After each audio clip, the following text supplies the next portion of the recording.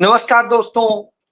श्रीमती इंदिरा गांधी ने एक वक्त में कहा था, मेरे खून का एक एक कतरा देश को मजबूत करेगा। निश्चित रूप से वह चीज आज हम देखते हैं। जब देश को मजबूत करने की बात होती है, जोड़ने की बात होती है और न्याय देने की बात होती है, तो एक ही नाम हमारे जेहन में आ जाता है। वो नाम है राहुल गांधी का। लेकिन एक दूसरा नाम भी है।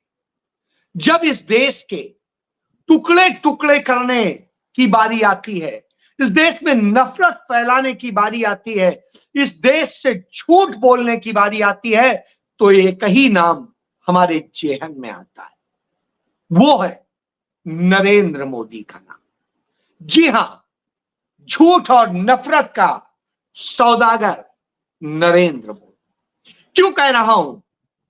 क्योंकि आज नरेंद्र मोदी की भारतीय जनता पार्टी की उनके चाणक्य अमित शाह ने जम्मू कश्मीर के लिए अपना घोषणा पत्र जारी किया। और जो घोषणा पत्र जारी किया उसमें कहा कि हर साल 5 लाख नौकरियां देंगे। कहां? जम्मू कश्मीर में।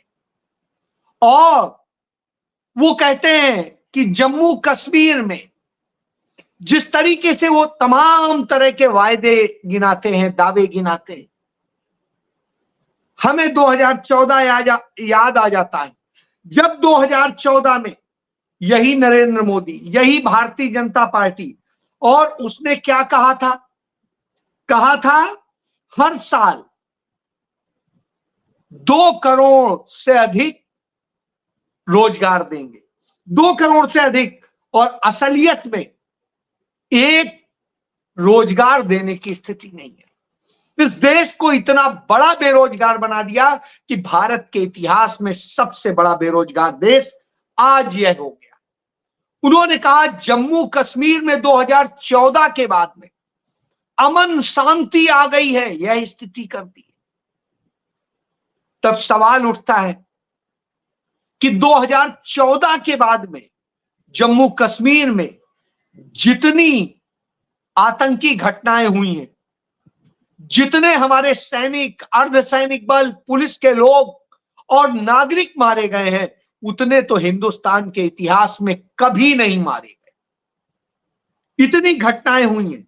और 10 साल से जम्मू कश्मीर में भारतीय जनता पार्टी का प्रत्यक्ष और परोक्ष सत्ता चल रही।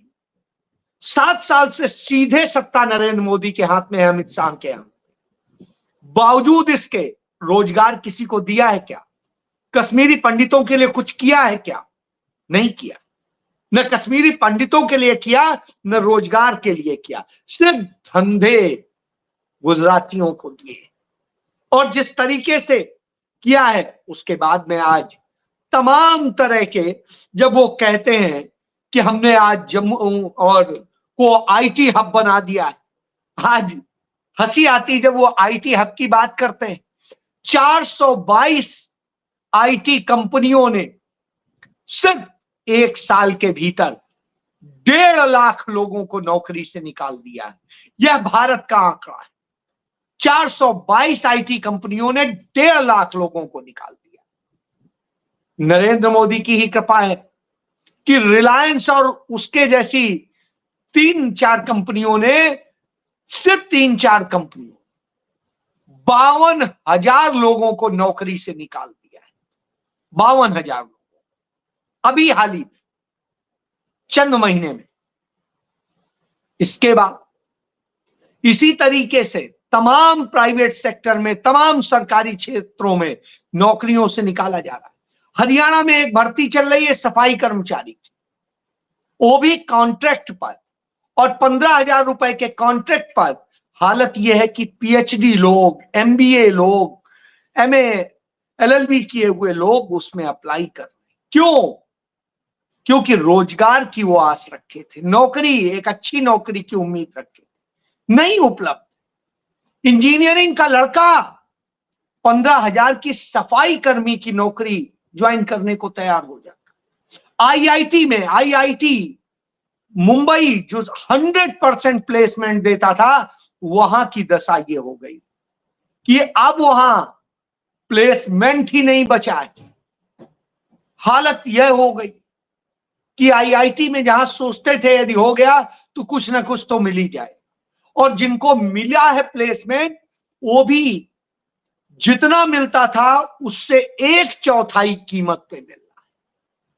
अब आप समझिए, यह जब हिंदुस्तान के अंदर स्थिति हो और दावे किए जा रहे हो कि हम ये देंगे वो देंगे, तो आप समझ सकते हैं।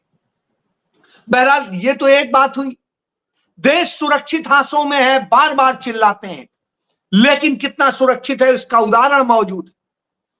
कह रहे थे अभी लोकसभा चुनाव के पहले कि हम पाकिस्तान को यह कर लेंगे, और किस तरीके से गिनाया था आदित्यनाथ ने, अजय सिंह बिष्ट उर्फ आदित्यनाथ जो यूपी का सीएम है, और राजनाथ सिंह ने, कि हम अखंड भारत बनाने जा रहे हैं, या तो पाकिस्तान हमारे साथ मिल जाएगा, नहीं तो हम उसका अस्तित्व खत्म कर देंगे। वही पाकिस्तान अब नक्शा जारी करता है और जूनागढ़ जो गुजरात में है उसे अपने नक्शे में दिखाता है और कहता है ये हमारा हिस्सा है।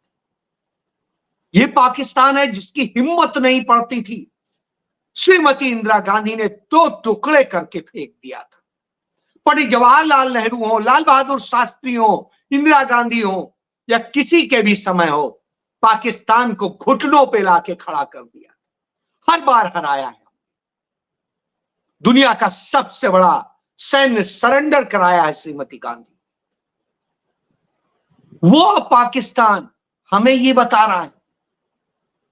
अब आप सोचिए कि हम किस दशा में, और हमारे प्रधानमंत्री उन्हीं जो इस समय वहां पर शरीफ साहब प्रधानमंत्री हैं, उन्हीं के भाई नवाज शरीफ प्रधानमंत्री थे, बगैर बुलाए चले जाते हैं उनकी अम्मा के लिए साल लेके, पांव छूते हैं और वहां से बिरयानी खा के आते हैं। तो ये नरेंद्र मोदी और देश की दशा ये। जाते हैं सिंगापुर, कहते हैं हम ऐसे कई सिंगापुर भारत में बनाने, और हालत यह है कि 100 स्मार्ट सिटी की बात करी थी 2014। आज जब हम 2024 खत्म होने आ रहा है तब बात कर रहे हैं, तो स्थिति यह है कि एक भी स्मार्ट सिटी आज तक नहीं बना पाए, एक भी स्मार्ट सिटी। उसके नाम पे हजारों हजार करोड़ रुपए की लूट जरूर हुई, और वह लूट कहीं किसी से छिपी नहीं। चाहे जिस स्मार्ट सिटी के प्रोजेक्ट को देख लीजिए, यही स्थिति है। उदाहरण दे देता हूं कि चंडीगढ़ जो एक जन्म से स्मार्टेस्ट सिटी था, वो चंडीगढ़ जो सिटी ब्यूटीफुल कहलाता था, उसकी दशा क्या करी। यहां 40 करोड़ का जो बजट है वो कर्मचारियों के साल भर के वेतन का है, और हालत ये कर दी कि ये जो 40 करोड़ का बजट है, उस बजट में इन्होंने 37 करोड़ रुपया सिर्फ जो है कॉन्ट्रैक्ट पे रखे कर्मचारियों पर खर्च करना शुरू कर। कॉन्ट्रैक्ट पर इस तरीके से आरएसएस बीजेपी के लोगों को रखा गया, 15-15 हजार रुपए की नौकरी, और जो बाकी हैं जो परमानेंट है उनका बजट आप कितना है, आप सोच लीजिए कि क्या बनाया। अब जो चाहते हैं वो कराते हैं, मनमानी कराते हैं। इसी का नतीजा है कि हर महीने जो ये पैसा जा रहा है 40 करोड़, ये कितना बड़ा बोझ बन रहा है, सोचिए आप। और ये जो 40 करोड़ जा रहा है हर महीने, स्थिति ये है कि इसके बाद में चंडीगढ़ कर्ज पर हो गया है। जिस चंडीगढ़ को जब भाजपा ने टेक ओवर किया था, उस समय इस पर जो है 1 रुपए का कर्ज नहीं था, और 550 करोड़ रुपए की इसकी अपनी एफडी थी, और जनता पे भी टैक्स नहीं था, प्रॉपर्टी टैक्स भी नहीं था, और बिजली पानी सब सबसे सस्ता था। स्कूल भी ये चलाता था और डिस्पेंसरी भी चलाता था। आज स्कूल इससे चले गए हैं, डिस्पेंसरीज भी 80% चली गई हैं, और उसके बाद ये हाल। समझ लीजिए ये स्मार्ट सिटी बना है। पानी 24 घंटे देने की बात हुई थी, 2 टाइम भी सही से नहीं आता है। तो यह खेल होता है। यह मैं एक वानगी बता रहा हूं जो कि स्मार्टेस्ट सिटी था, जहां 3 टाइम पूरा पानी आता था, तीसरी चौथी मंजिल तक चढ़ जाता था अपने आप, बगैर मोटर के। वहां ये हाल है। अब यदि आप बात करिए दूसरी और चीजों तो जूनागढ़ वहां दिखा दिया जाता है। चाइना हमारे तमाम क्षेत्रों को अपने यहां दिखा देता है। हम उसे अपोज भी नहीं कर पाते हैं, लड़ भी नहीं पाते। ऐसे तो कोई भी मनमानी वो करेगा। हमने भी एक नक्शा पंडित नेहरू के समय में बनाया था, और हमने उस वक्त चाइना के एक बड़े हिस्से को अपने में दिखाया था, हालांकि वो था नहीं। उसी आधार पर भाजपा के लोग कहते हैं कि पंडित नेहरू ने ये चाइना को दे दिया। चाइना को नहीं दे दिया, हमने वो नक्शा बना के उसे कब्जा करने की कोशिश की थी, और एक बड़ा भूभाग हमने कब्जा किया था। हमारे पास नहीं था, सिर्फ नक्शे में था। तो आप इससे समझिए। लेकिन इसी तरह ये दूसरों को हम मौका दे रहे हैं। उल्टा हो रहा है, रिवर्स गियर में गाड़ी चल रही। तो सिंगापुर जाके सिंगापुर बनाने की बात कहते हैं। बनारस के लोगों से पूछ लीजिए, वाराणसी के लोगों से, कि वहां क्योटो बनाने का वायदा किया था, और हालत क्या हुई। अभी बारिश में ही लोगों से पूछ लीजिए क्या हालत हुई।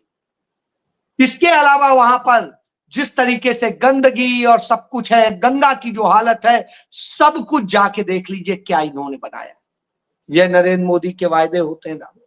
तो सिंगापुर का एक नया ख्वाब पाल दिया है, अब आप उसमें उलझे रहिए। तब राहुल गांधी जवाब देते हैं अन्याय के खिलाफ, जवाब देते हैं इस देश में सद्भाव को लेकर के।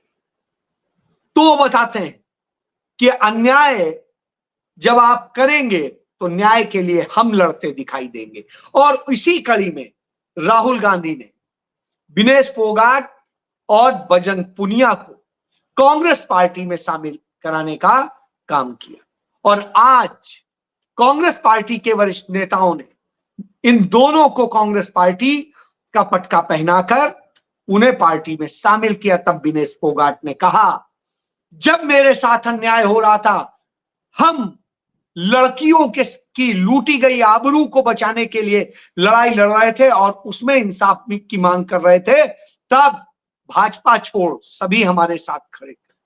कांग्रेस ने हमारा साथ दिया, कांग्रेस की लीडरशिप ने हमारा साथ दिया।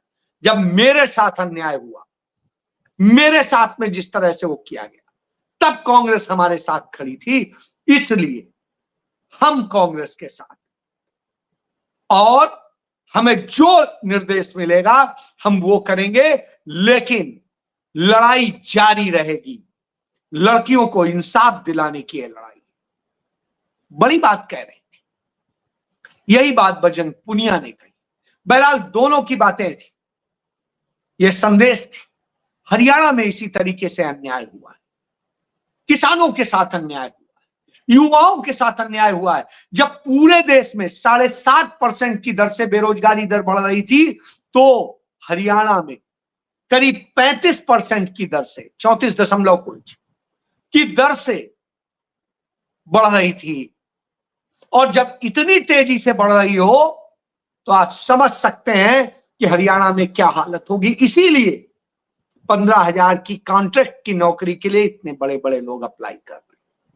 और इसीलिए ये सारी हालत, यह युवाओं के न्याय की लड़ाई और लड़ाई है उन किसानों की, जिन किसानों के साथ अन्याय हुआ है, उनको जिस तरीके से तोड़ा गया है, उनके ऊपर लाठियां चली हैं, उनके आगे कील बिछाई गई हैं, और उनके पीठ पर खंजर ठोका गया है। यह लड़ाई। लड़ाई कश्मीरी पंडितों की है जम्मू कश्मीर में, जहां उन्हें झूठे आश्वासन देके बरगलाया गया है, उनका इस्तेमाल किया गया है राजनीतिक तौर पे। असल में उनको कुछ नहीं दिया गया, उनका छीन लिया गया। और कश्मीर के दूसरे हिस्से कहीं बागवानों का हक छीन लिया गया, बागों पर कब्जे किए गए हैं, कहीं प्राकृतिक संपदाओं पर कब्जे किए गए हैं, ठेके पट्टों के जरिए गुजरातियों को पूरा कब्जा करा दिया गया है। तो यह हुआ है जम्मू कश्मीर, और कमोबेश इसी तरीके से मणिपुर में हुआ है, इसी तरीके से महाराष्ट्र में हुआ है, इसी तरीके से दूसरे और तमाम राज्यों में हुआ है। यह एक जगह का रोग नहीं है, पूरे हिंदुस्तान का रोग।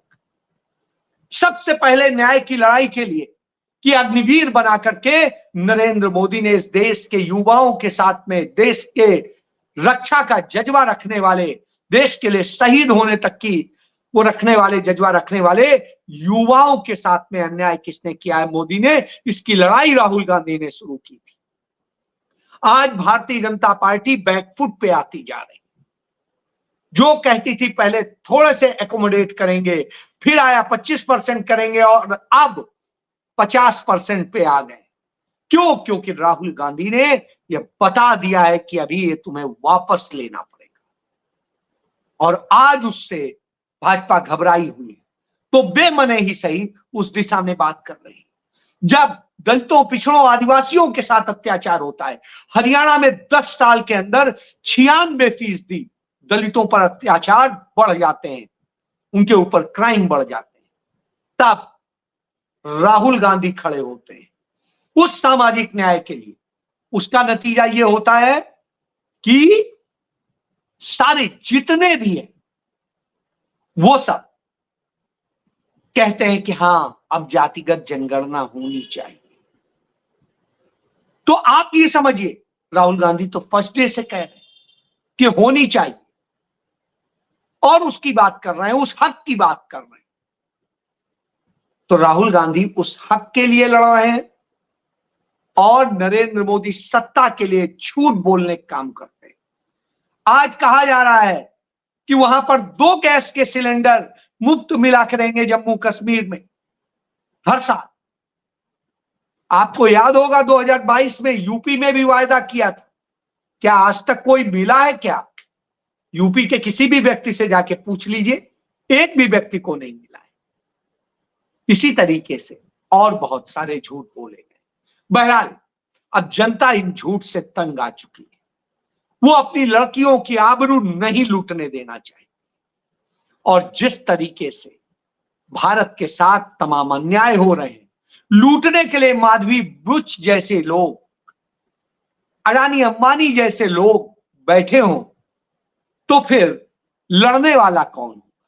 तो सिर्फ और सिर्फ कांग्रेस लड़ती है, राहुल गांधी लड़ते हैं, उनकी टीम लड़ती है।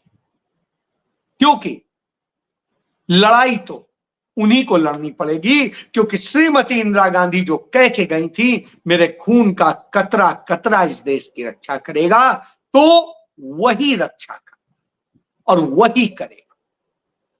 तो अब इंतजार कीजिए, क्योंकि भारतीय जनता पार्टी के दिन ढल चुके हैं, और हरियाणा में देखने को इसके उदाहरण वानगी मिल रही है।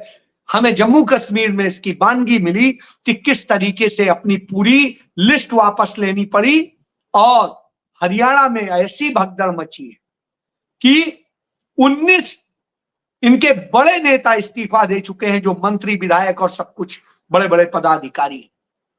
और इसके बाद यह क्रम लगातार जारी है, और हालत यह हो गई कि हरियाणा में हलचल मची, डरी हुई है भारतीय जनता पार्टी। 30 सीटें ऐसी हैं जो इस टिकट से सिर्फ भाजपा हार गई। बाकी जो होगा वो आने वाले वक्त में लड़ाई लड़ेगी। जय